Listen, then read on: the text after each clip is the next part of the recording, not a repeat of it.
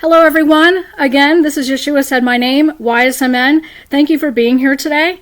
I hope that we'll all enjoy this live chat premiere together. I know I always enjoy them. I wanted to read some excerpts from two different books today. A book that I mentioned to you yesterday called Angels, Aliens, and Prophecy, the Alien Angel Agenda. Okay, so I want to be reading an excerpt from that, as well as something from Scott Carpenter's book, The Nephilim Among Us. And, you know, myself included, there have been other people that have had home visitations. And what I mean by that is even things in their backyard or inside their homes. And what I wanted to do was go over what Scott Carpenter has to share about how to combat that. Now, you know, I have not, thankfully, knock on wood, but thankfully, I have not had any being come into my home. I have had, one time, that staff driven into my ground and the orb flew by in my backyard. But thanks be to God the Father, I have not had anything inside my home. But if you have, or if anyone else has, Scott himself dealt with that, where he said he would notice like wet footprints in his home. He would notice oddities, anomalies happening in his home. And he gives people not only his experience in this book, but tells you how to deal with it in a biblical, scriptural way. Now, Scott Carpenter really pioneered a trail, and what I mean by that is that he really put himself at risk, I believe, to expose these beings. Now, did his study of these beings eventually, end up what, caused him to have an aneurysm and pass away? I don't know. I don't think anyone can know for sure. Only the Lord knows that. I do believe that since God is sovereign, that nothing can touch our lives apart from his permissive will. So it could have just simply been that it was time for the Lord to take Scott home, at least in God's timetable. But is it possible to interact with these beings in such a way? And what I mean by interacting is you're purposely going out and, gifting them and speaking to them and playing music for them. Like I've seen YouTube channels where people do that. They'll gift these beings, they'll play music for them, they'll leave gifts for them. They literally, and just sit out in the woods and talk to them. To me, that is what's going to open the door to things you do not want happening in your life. And I agree with Scott Carpenter when he said this, fallen angel, UFO connection, the orbs, the sasquatch, or I call them modern Nephilim, they're all tied together, Scott said. I remember him saying that, and it's very true. It's all connected in some way. All right. So we're going to be getting into what Scott's advice is from his book, The Nephilim Among Us. What Scott Carpenter's advice is about what to do if you not only find things happening in your yard, but also in your home. But what I want to do, first of all, is, and this is what I'm going to read you, I guess, is nothing new for those of us who know the Lord and understand what Scripture says about these fallen angels and these modern Nephilim. So most of you here on this channel, you've been there, you've seen this subject. The Holy Spirit has matured you to receive these things. So yes, these are deep topics. So maybe this isn't for beginners or someone who is new to this topic. So if you are, and I will give a caveat here, if you are new to this topic, okay, I am sharing pictures on today's video of two beings that watched me on my last trail walk to Piney Run Park. They came through almost too clear. And I'm going to give an explanation about that, about why I believe that is. Because usually pictures that people try and take of these beings, now I'm not even trying to take them. As you know, when I go on my trail walks, I am not trying to take pictures or look for them and talk to them. I'm simply walking and talking. And the fact that they're showing up so clearly, nearly unmistakable, it's not pareidolia, it's not anything like that. It's almost too clear. So it's either one of two things or maybe both. The Father is allowing me to capture these things so that I can expose them clearly on this channel, that there are modern Nephilim in our time, or these beings want to be seen. They know that I'm a child of God and I'm exposing them and they want to be seen. Maybe it's an intimidation factor. I don't know. But most pictures people take come out blurry, or you have to circle it to try and say, oh, there it is. Mine seem to come out every time I go and take a trail walk. It's unmistakable. So I've been thinking, okay, there's got to be reasons for that. I mean, I'm not out there interacting. I'm not talking to them. I don't gift them. To me, that's worship. What people did with these beings thousands of years ago, that's a form of worship to me. We should have nothing to do with them. No speaking to them, no gifting them, no playing music, no creating conversations and deliberately looking to create interactive moments with them. To me, this is a big no. And you will open your door to things that you don't want happening, and which we will get into later. But the fact that these images are seen so clearly, and I will show them during today's video, with almost every walk I take at the park, it could be two things. The Father has allowed that to come through so clearly, their images to come through as clearly as they have, where it doesn't look like pareidolia. It's obvious what I'm looking at and what you're looking at, so that I can expose them. Or these beings want to be seen, and it's an intimidation factor. Or it could be one or the other, or both. I don't know. But what I'm about to read to you, for those of you who aren't new to this topic, this might be old news for you, but I just wanted to read from a couple different sources exposing for you more of these modern Nephilim. And in future videos, Lord willing, I will be delving into Brother Michael's photos, some of the photos he has sent me on one of his walks to the park. Okay, so he did give me permission to do that. I will get around to that, maybe tomorrow or the following day. So stay tuned for that. Brother Michael contributes a lot to this channel, so I want to thank you. So let me put on my glasses because I have a hard time reading small print now. Up until a couple years ago, I had no problem. All right, so I'm going to be reading excerpts, okay? So I'm not going in chronological order. I'm just reading excerpts. Let me see here. Here we are. I had my spot. I was going to say, I know I had my spot here marked out. Okay. Now, what this particular passage is getting into is the scripture and how the Bible mentions the Nephilim and the giants and where they came from, which I'm glad that this touches on. And I'm glad that this author correlates fallen angels with aliens and prophecy. And I think we need to understand that as well. Remember, be as wise as serpents, but innocent as doves, and that we are to know the enemy's devices so we can expose them, Ephesians 5:11.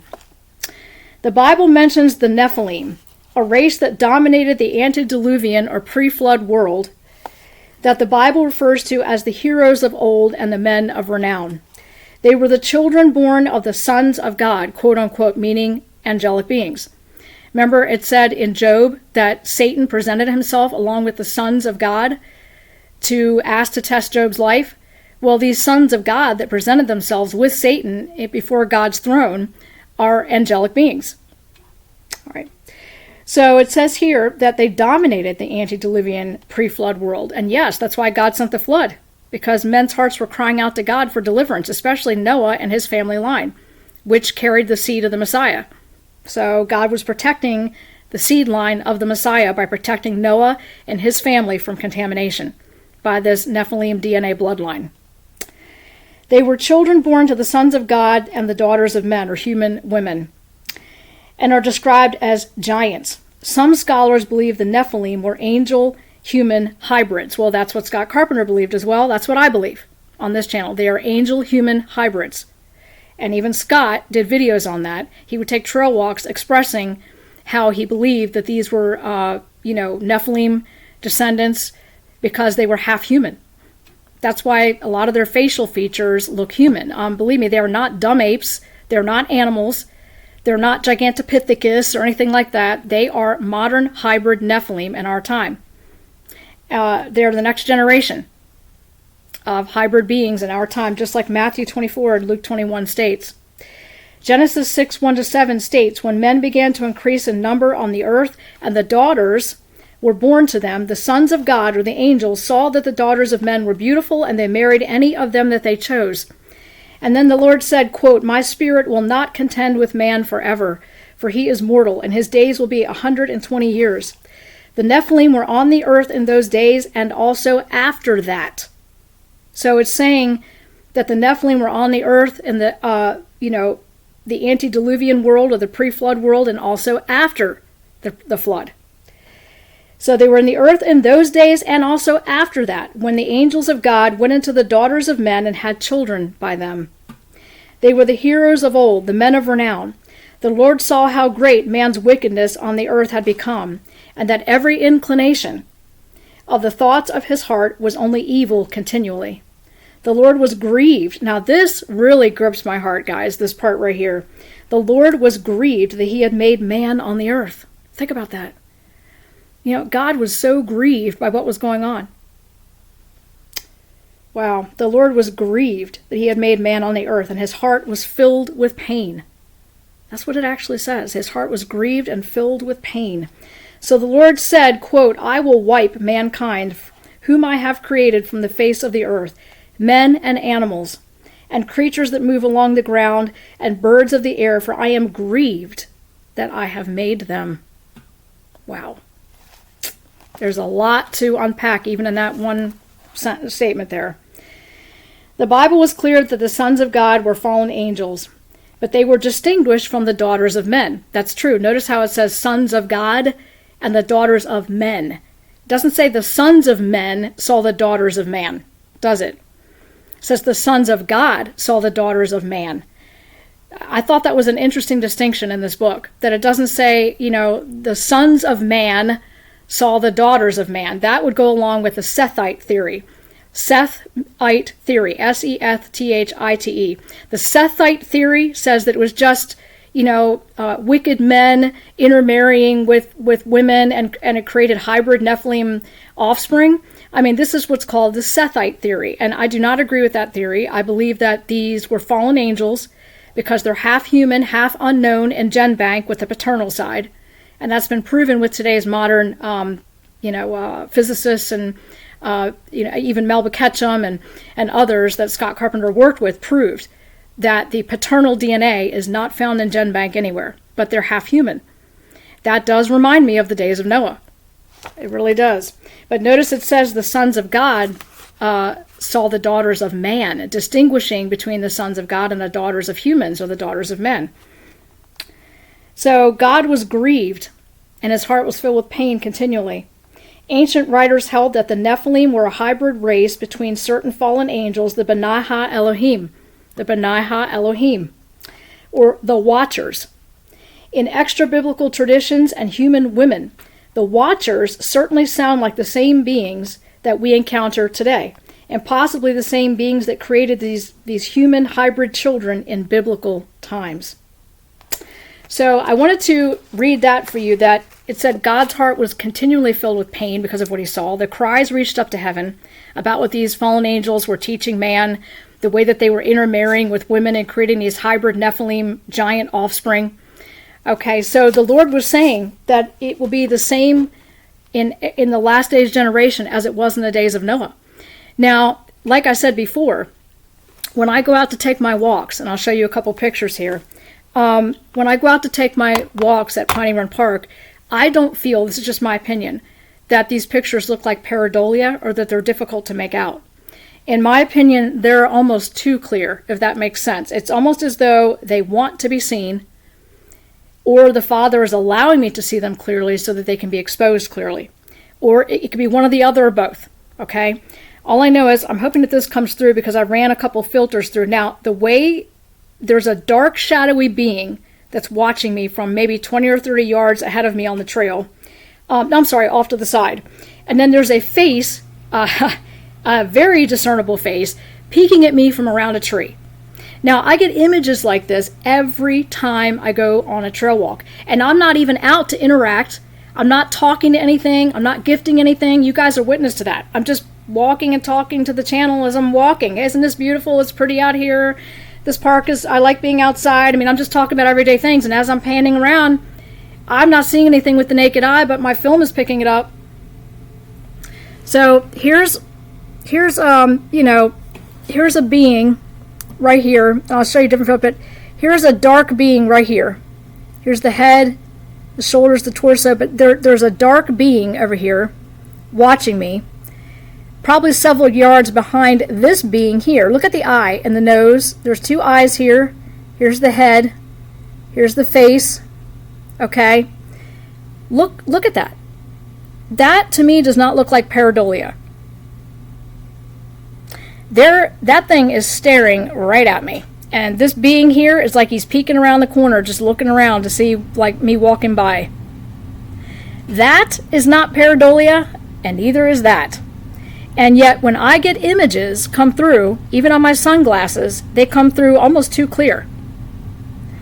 But that's only one time, and I'll show it again before the video ends. That's only one trail walk I've taken with images that are that clear. That clear, in my opinion. So, to me, like I said, it's One of two reasons. The Father is allowing it so I can easily expose them and prove that these modern Nephilim exist in our time, or it's an intimidation factor by these beings because they want to be seen. So far I have not allowed it by God's grace, not because of me or I'm courageous, but by God's grace. He's given me the courage to continue to go out and enjoy, being outside. As a matter of fact, I almost went to the park today. I didn't because there's a lot of melting snow and ice out there, and it's still very cold and kind of windy today. I thought it was going to be warmer, so that's why I decided not to. But I'll see how the weather looks later in the week, as to whether I go back or not. But I love the park. I love being outside, and I don't want these experiences to deter me, because I don't feel I'm doing anything wrong. I'm just going out and enjoying what God's given me to enjoy at the park. I'm not out to interact. I'm not playing them music and gifting them and trying to reach out and find them on purpose. That's what I'm saying. It's almost too easily found on my films. If you backtrack through all my trail videos, or even the evidence videos I've put up of things that I have found or subscribers have found, you'll find that the pictures are almost too clear. Why are they that clear? Why are they... Usually when you take a picture, you're scanning around, it's hard to make out. You've got to really focus. Now, some of my pictures have been hard to see. I will admit, maybe some of them have looked like pareidolia. But I'd say, in my opinion, the vast majority of them have been very easy to distinguish. So let me put my glasses back on again so I can read from Scott's book here. And in my opinion, I think it's more important to know what is going on in these last days so that we can help others who may have gone through some of these things. I mean, what if you run into someone and they're experiencing these things and they feel like they have nowhere to go? They're being made fun of, scoffed at, and they feel like they're lonely and have nowhere to go. If you've experienced these things, you can help comfort someone else who has gone through it. Plus, it's important to know, as a soldier for Christ on the front lines, what our enemy is up to and what he's doing and what he's capable of. You don't fight a battle not doing your reconnaissance and doing your intelligence work. Amen? All right, unraveling the mystery of home visitations. Now, I'm reading from Scott Carpenter's book, The Nephilim Among Us. While these other before-mentioned experiences are happening, another phenomenon begins and continues at my residence throughout my research, Scott says. Now, this is Scott's own words. I learned that Bigfoot research comes with many unintended consequences.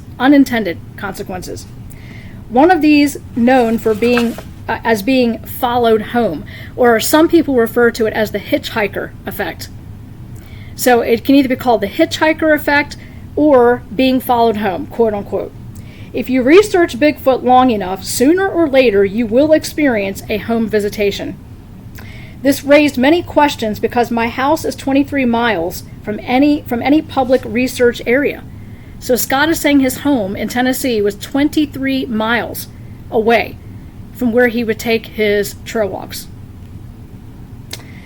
And 30 miles away from the national park location. Scott asks this, so how did they find me?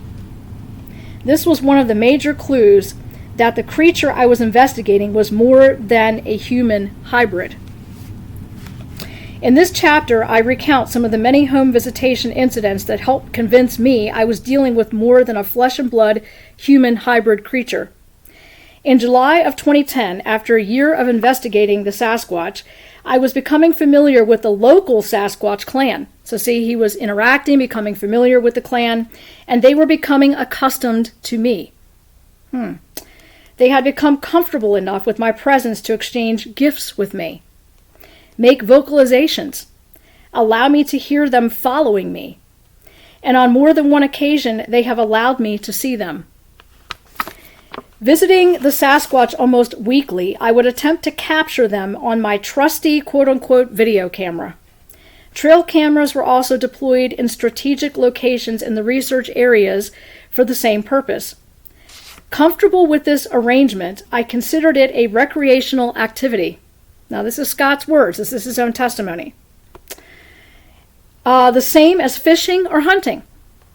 This attitude would soon change when I discovered my quote-unquote friends had other ideas. Starting around mid-July of 2010, I began to notice some strange, he said, quote-unquote, occurrences around my home. It all started with blue jay feathers. I went out to my pickup truck which was parked in the driveway, Scott says, to commute to work early in the morning. And on the ground, beside the driver's side door, I noticed a single blue jay feather. We have bird feeders in our front yard to attract birds. Therefore, finding feathers was not unusual. Picking the feather up, I placed it in my truck and then proceeded on to work. The next morning, when I went to my pickup truck again, there was a single blue jay feather on the ground beside the driver's side door again. Picking up this new feather, I began to wonder if this was more than a coincidence. There was no activity for 2 days, Scott says, and then the situation became interesting. I usually park in the same location out of habit, but my wife and I had changed parking positions. She parked on the left side of the driveway, and I parked on the right side.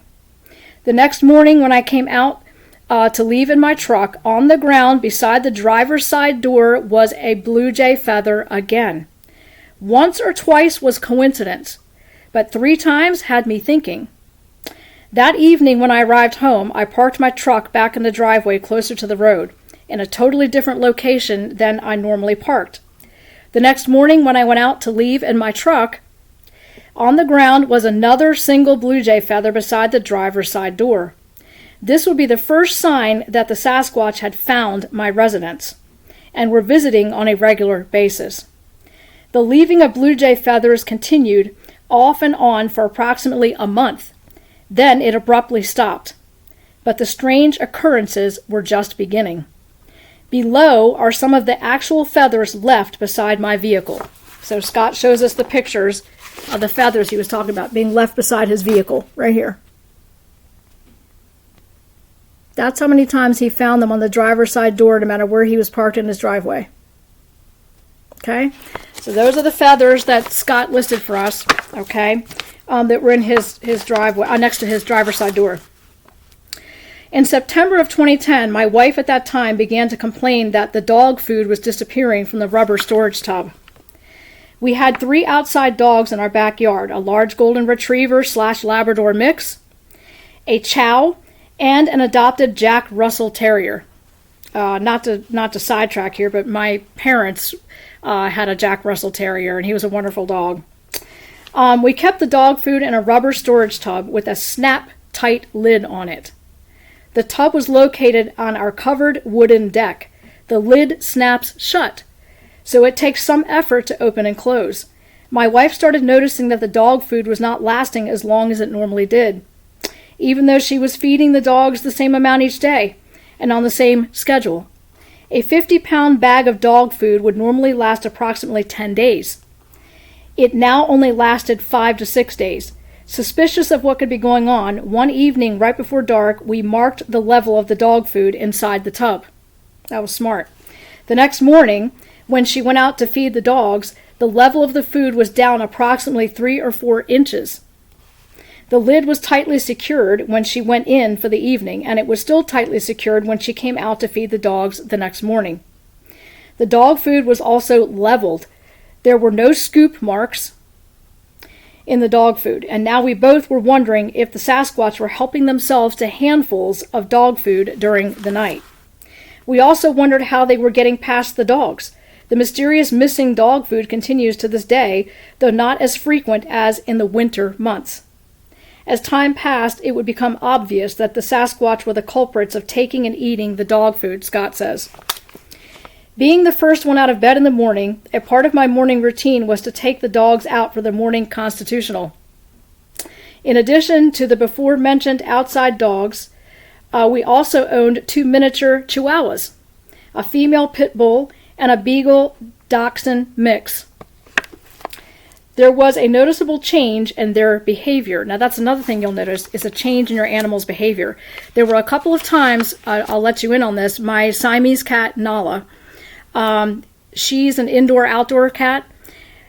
A couple of times, I'd say, well, it was maybe a few weeks after I found that staff in my yard and had the orb fly by, watching me, and I have pictures of that too that I can show you, but I even re-uploaded that, I think about a week or so ago. I re-uploaded that evidence of the staff in my yard and the orb.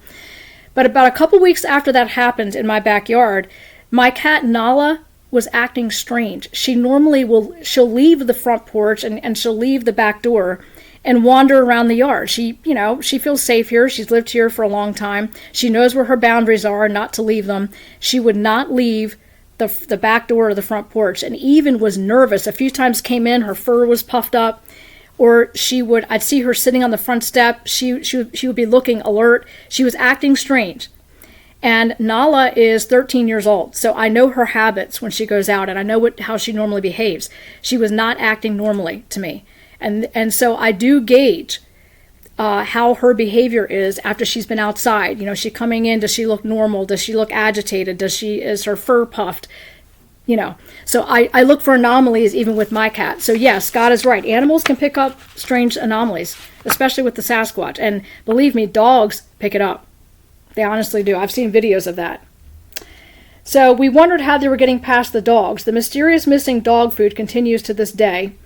So I'm sorry, I already read that. Being the first one out of bed in the morning as a part of my morning routine, I took the dogs out.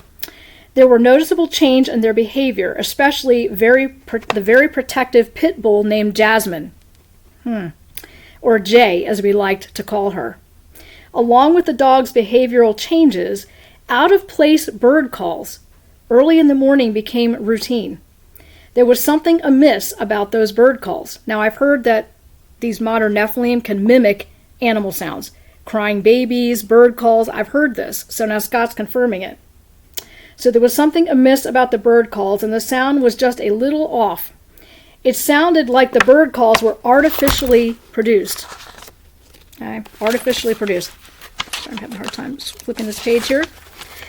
Jasmine also acted very suspicious, sniffing around the corners of the house.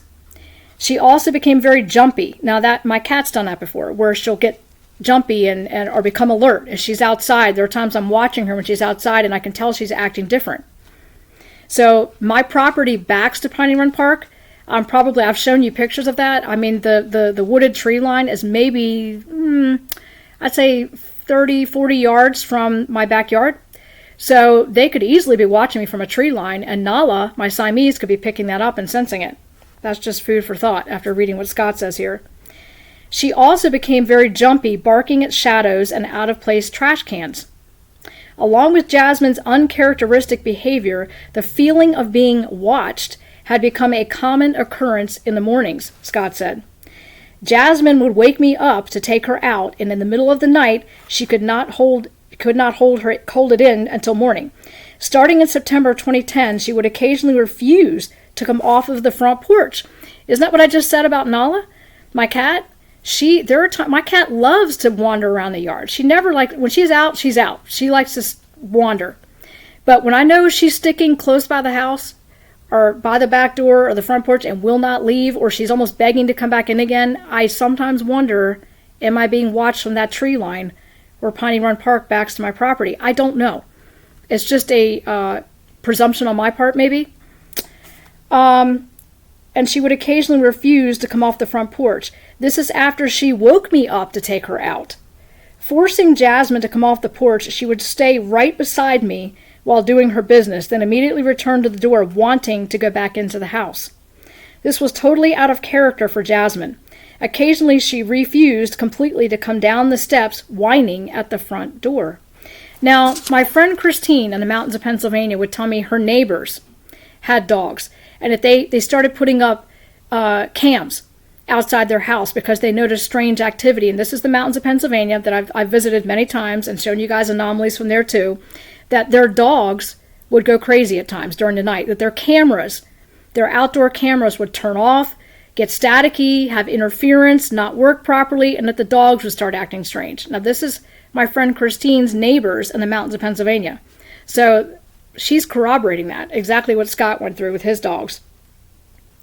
On one occasion in October 2010, I caught a whiff of a very strong Bigfoot odor.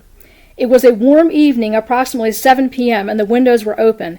As I worked on the computer in the downstairs den, when I noticed a foul odor, I immediately went outside with a flashlight, looking in my trees for the source of the scent. The neighbors must have thought I had lost my mind. my fear of appearing crazy was trumped by the knowledge that a Sasquatch was probably lurking nearby. Unable to locate the source of the scent, I stopped my search before being questioned by one of my neighbors about my strange activity. In November 2010, my wife began hearing scratching noises at the front door.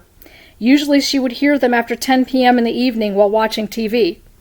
In the upstairs den of our split foyer.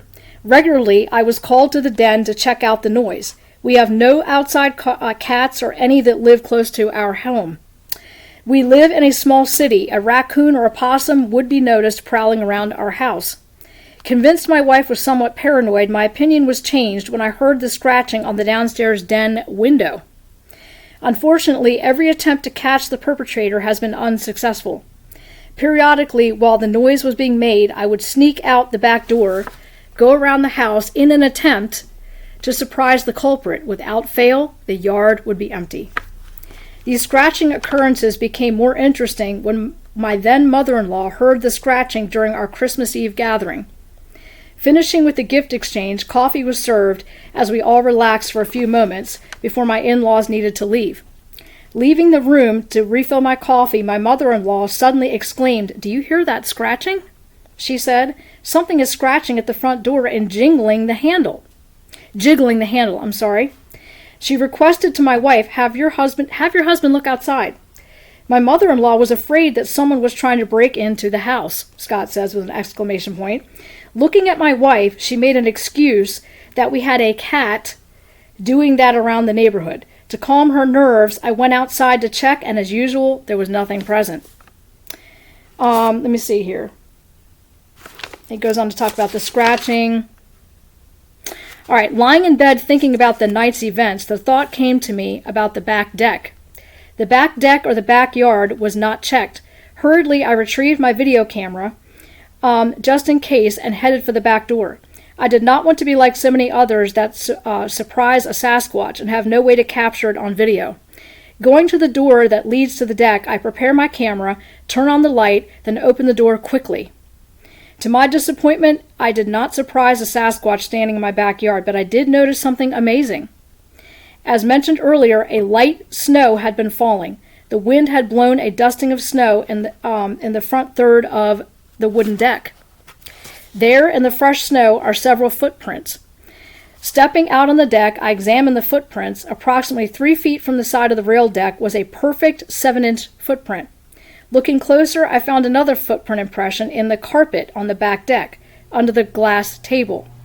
The footprint stayed on the carpet, went around the back side of the table to the dog food tub. Then they disappeared. Taking video of all the footprints, I discovered only the one footprint on the deck would show up on camera in the low light. My feet were freezing. I returned to the inside, put on my shoes, retrieved my coat, then ventured back outside to do further investigating. Once I returned, I checked the rail on both sides. However, the snow was not disturbed. Looking around the yard for prints was made difficult because of the light blowing snow. There was a wide path around the house that had no snow, along with the frozen ground that made it impossible to locate any prints. Thinking on these events, I developed the following theory on what could have occurred that evening. At least one adult Bigfoot brought that infant to my house, creating a diversion by scratching on the front door. Then, with our attention on the front of the house, they crept around the back of the house, Scott said, and the adult lifted the infant over the rail, then set it down on the deck. The infant was too small to reach the carpet without taking one step in the snow on the deck, thus leaving a footprint. It then made its way around the glass table, walking on the carpet, which had very little snow on it. The infant opened the dog food tub, consuming the dog food. The parent then went around to the other side of the deck, reaching over the rail, Scott says, to retrieve the infant. So that goes on to talk about that. After this event, I began a cat and mouse game with the Sasquatch. Having 2 older game trail cameras at my disposal, I placed them around the house, trying to capture a picture or video of the regular visitors. To my dismay, no matter what I did, the dog food continued to disappear. The only images I could capture on the trail cameras were the whitewash of something directly in front of the camera. So let me go around here. Okay, I'm trying to look for different stories here where he shares different things. In February of 2011, the Sasquatch began to develop a pattern of visiting approximately once every 10 days. So Scott had it down to where he could number the days, to how often they visited. The scratching on the door stopped, and the dog food was taken less often now. In early March of 2011, my wife threw out about a dozen overripe clementines. She threw them into the dog lot where the motion sensor floodlight was located. When I asked her why she threw them out, given the Bigfoot issue, she said she was not thinking and was hoping the squirrels might eat them. Instead, something very strange happened in the middle of the day on March 7th of 2011. So Scott's given specific dates in here. Obviously, he was journaling all of this. So he's giving specific dates. March 7th of 2011, saying every 10 days the scratching would happen. The day was warm for early March, and my wife had opened the windows. It was around 1 p.m. in the afternoon when I received a phone call at work. It was my wife. She was extremely agitated and scared, and I asked her what was wrong. She replied, "I heard the dogs start barking loudly. Then abruptly the barking stopped. She went to the front window to look out. Immediately she noticed the dogs were running loose in the front yard. Rushing out the front door, she ran down the street to gather up the dogs. Securing the dogs, she returned home noticing that the threaded chain link used to secure the latch on the gate was also unscrewed. On the ground several feet away, she found it. She also noticed that all the clementines located in the backyard were missing. Placing the dogs back into the backyard, she retrieved the threaded link, placing it back on the latch. Calming her down, I told her to shut the windows, call the police if she felt in danger, knowing they would arrive before I could," Scott says. "I can verify that the clementines were in the backyard less than 20 hours prior," Scott says. "I had taken a limb from the backyard to the road the previous afternoon, and the clementines were present. I had complained about the clementines, pointing out that they had not been touched by squirrels, and that in a few days they would begin to spoil. I also remember shutting the gate and placing a threaded chain link all the way down. I remember because my wife made a point to remind me to do this. If I left the threaded chain link out of the latch, our golden retriever mix would flip the latch up and let everyone out. I put the link on, screwed it tightly down, and my wife was supervising from the deck. Did the Bigfoot visit the house during the middle of the day? Were they savvy enough to let the dogs out to distract my wife? We know it was not any children. They were all in school. Our dogs would have violently defended the backyard from a stranger, even if they did not open the gate. There was more than one incident where an exterminator had let himself into the backyard, and the chow and the golden retriever mix would back him out immediately." Let me see here. I'm trying to find other evidence that he has here. Okay, now he's talking about how he was out on a Saturday. Saturday was a nice day. I spent it in the woods that morning, returning home that afternoon after my cookout, or having a cookout. My wife complimented me on how much better the backyard looked because I had cleaned it up. That night, around 3 o'clock in the morning, I was awakened by 3 loud raps on the window. So now we're getting into the house banging, the window banging. Now my friend Christine, I've been there, guys, visiting her. When her deck furniture, I wake up the next morning, I make a cup of coffee, and her deck furniture is literally thrown off the deck and strewn all over the yard. There was another morning I woke up with a cup of coffee, and the deck was pushed through. I have photographic evidence of that. The deck was literally cracked and pushed through. It wasn't like sawed in half, and it was like something pushed it, and the deck edges had jagged edges, like something snapped it, broke it, and pushed it through. So I'm telling you, that's just scratching the surface of the anomalies I've seen in the mountains of Pennsylvania while visiting my friend Christine. Let me see here. Where was I? My wife complimented me on how much better the backyard looked. All right. I was awakened by the loud raps on the window. Falling asleep on the couch in the downstairs den. Okay. Let me see, where was I? These raps startled me. Alarmed, I retrieved my gun and then looked out the ground level window.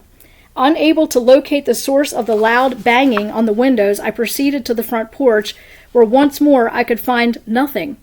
After I calmed down, I went back to bed, with there being no more incidents. On the Tuesday of the following week, my wife alerted me that someone, quote, had been messing around in the backyard. Sounds familiar. The fence posts had been pulled out of the ground and scattered around the backyard. The area was a general mess. The weather had been very cold and rainy on both Sunday and Monday. The children had not been outside either day. When I went outside to clean up the mess, I found something very odd.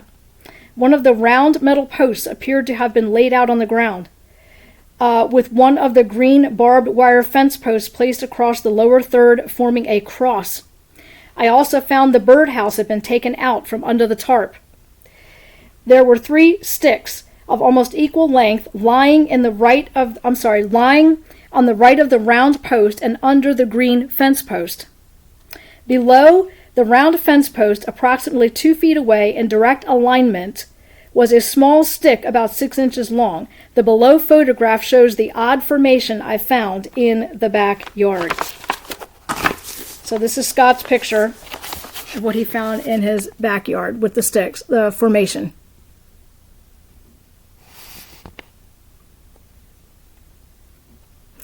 Now, again, I've lived where I've lived for over 20 years.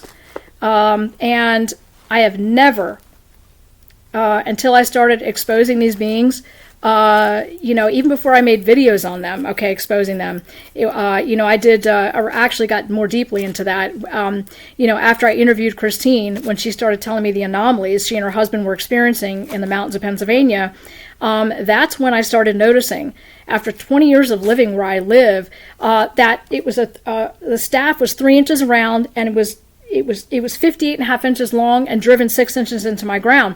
Now, I had male neighbors try and do that. I showed them the stick and asked them, can you do that? Do you have arm strength enough to do that? No. And the ground was not saturated. It was like the ground was hard. It was right next, and the piece of wood that was driven into my ground, the staff, was not the same wood of the tree that it was next to. So what I'm saying is this staff was brought from somewhere else, from a different kind of tree, and driven into the ground next to a tree that didn't belong. It wasn't the same wood. So when I found that staff, I compared it to the wood of the tree I was looking at that it was driven in the ground next to, and it didn't match. Didn't match. Then 3 days after, I said, Father, can you confirm for me whether this is what I think it is? And that's when that orb, that bright white orb, flew by, staring right at me, that I've shown you guys pictures of and done videos on before. I think that was confirmation enough as it was. All right, let's get on to some other, these are some more ground formations that Scott found in his backyard. Just, things oddly positioned in his yard. There's other pictures. And he made a diagram over here of what that looked like. So these are Scott's pictures. And for me as well, it's very important to document things with photographic evidence like Scott's done. And I've begun to write things down as well, dates and times. All right, let me see here. He talks about, in May 2011, I had been trying unsuccessfully to capture my visitors on a trail camera. I think they can sense the trail cameras. I think they know infrared is there.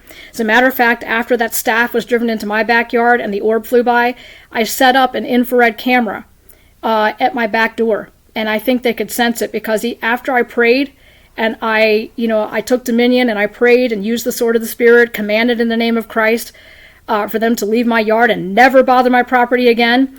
I placed that infrared camera out back, and so far, to my knowledge, I haven't seen anything anomalous. Now, the only exception to that would be there was a huge concrete slab that I found in my backyard about 3 months ago. I've taken pictures of it. I posted it in the community section. I made videos on it. If you haven't seen that, maybe I'll try and re-upload it for you or re-put the pictures up. But there was a concrete slab that was like 3 feet across, it was like 8 inches thick. And I mean, it was huge. And, even my neighbor said, who in the world could have picked this up and carried it and just dropped it into your backyard?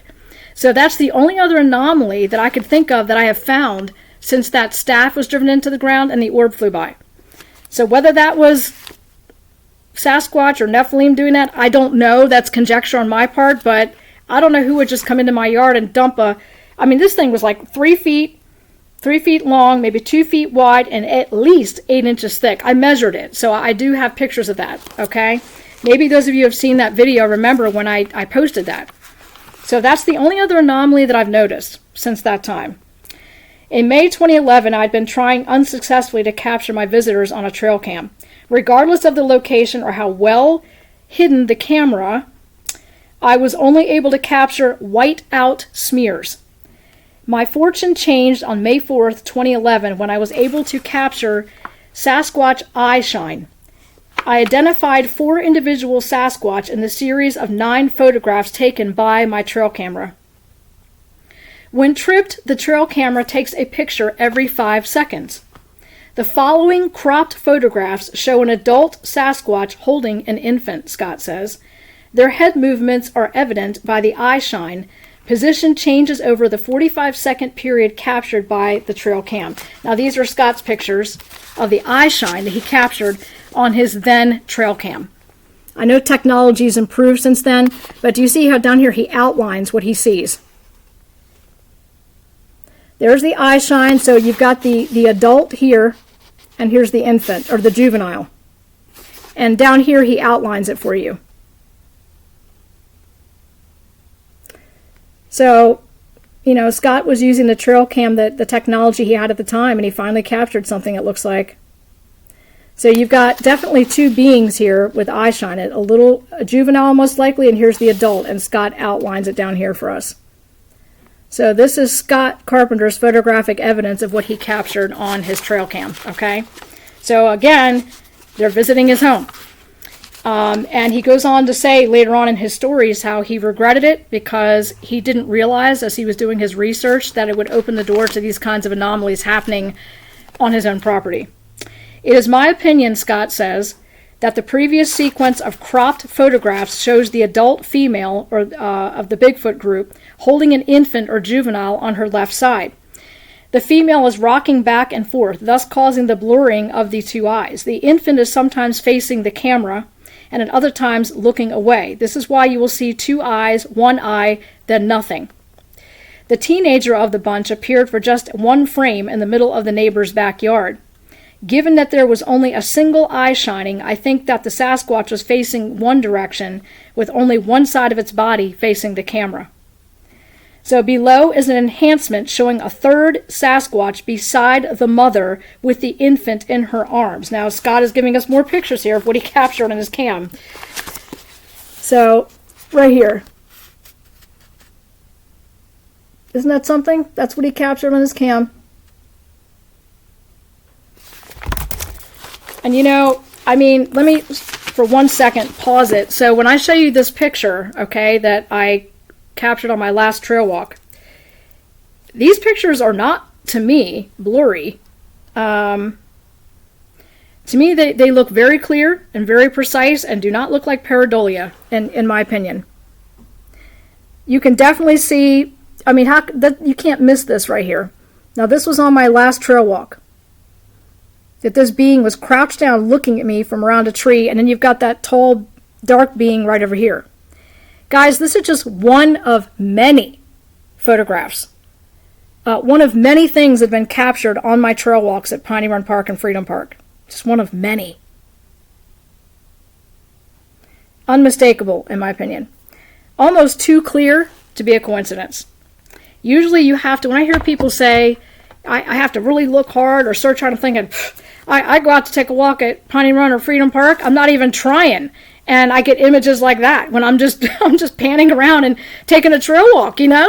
It's not like I'm like, hey, let me see what I can find. I'm not doing that, you know? And yet here they are. I mean, just as clear as anything. That's why I said it's almost too clear, right? Almost as if it's purposely being allowed itself to be seen or themselves to be seen. I don't know if it's an intimidation factor or if it's just the father doing this so that I can expose them and prove that these modern Nephilim exist, or it could be both. I'm not sure. All right? So let's go on to what Scott has to say here. All right. Now he goes into talking about handprints on the side of his house. A pair of robins were nesting under the right front eave of our home. They were very active and had a nest full of eggs.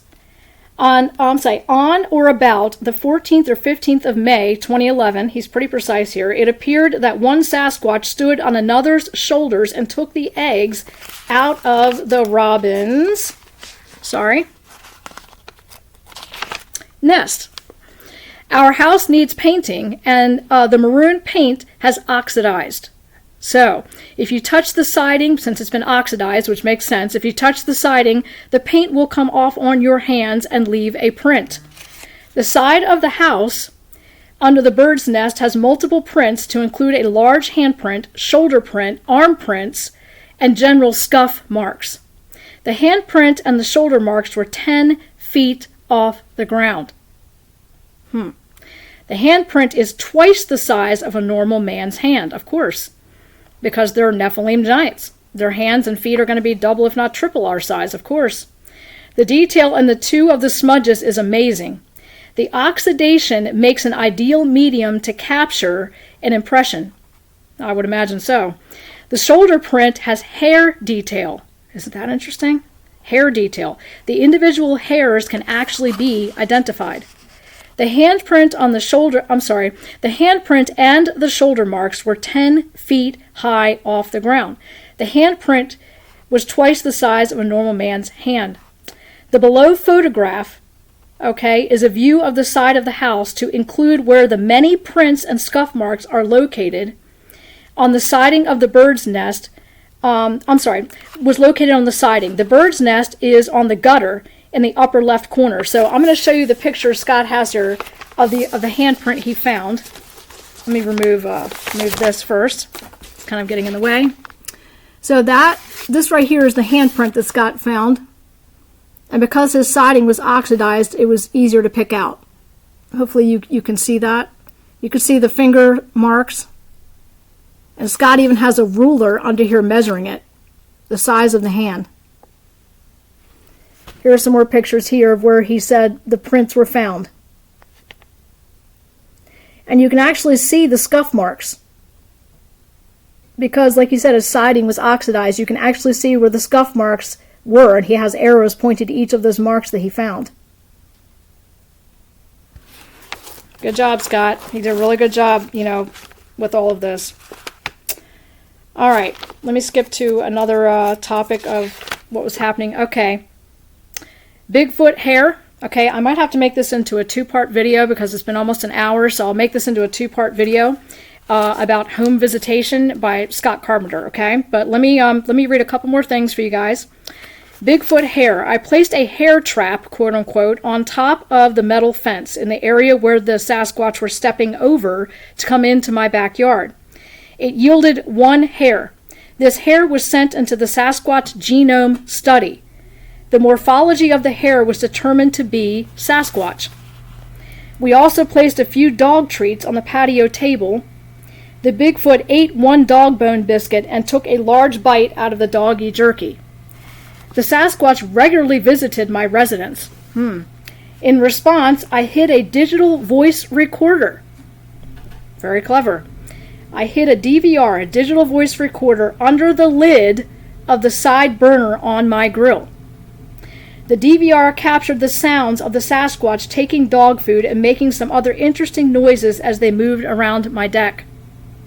We kept hearing them make a metal clanking sound on the DVR for several days, and we could not figure out what the Sasquatch were doing.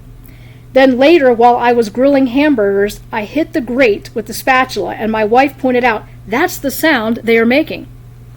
We have come to the conclusion that the Sasquatch were licking the grease off the grill surface, and this was making the metal clanking noise as the grate vibrated. Oh my goodness, can you imagine? I know you're probably thinking what I'm thinking, licking the grate, and here poor Scott's cooking on the grill that night? Oh, disgusting, right? I continued to gather evidence and tried different strategies to capture video of the visiting Sasquatch. Okay, then he goes on to say, 2 different neighbors report prowler in a black hooded sweatshirt in May 2011. The neighbors who lived directly behind my home were sitting outside after dark enjoying a warm evening. One of the neighbors noticed a dark figure in a tree adjacent to my backyard. One of the group, who was employed by a local sheriff's deputy, retrieved his flashlight, walked up to the tree, and demanded that the subject come down out of the tree. All four of my neighbors witnessed what they described as a teenager in a black hoodie jump out of the tree from over 12 feet high, land on the ground uninjured, and run away.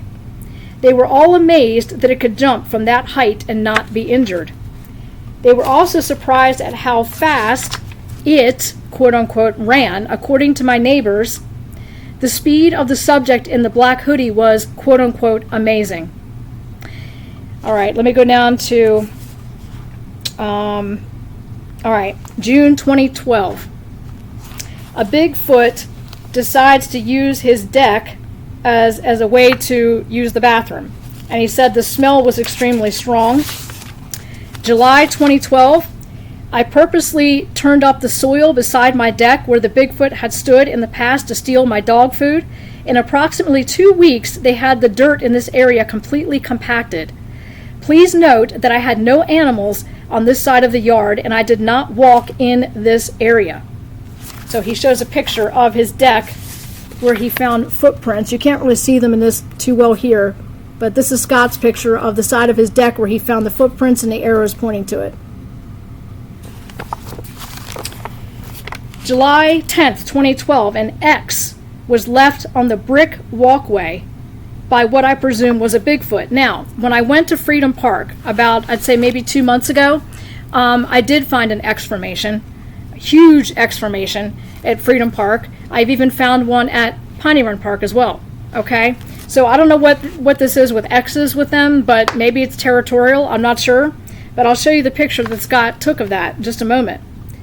Actually, let me do it now. He only mentions it once. So hopefully you can see this. He said there was sticks placed in the form of an X on some bricks. So, of course, the bricks, and here's the X right here.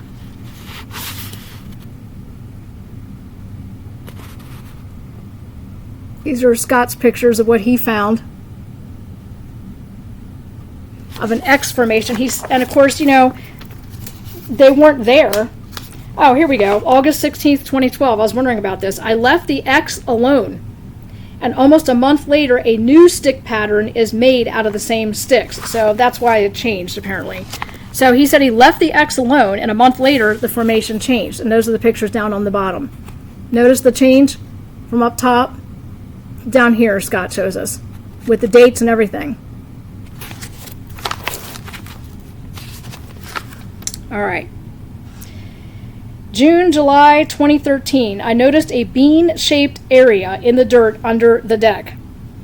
The area was clear of debris, and the dirt was stained with a black dander-like material.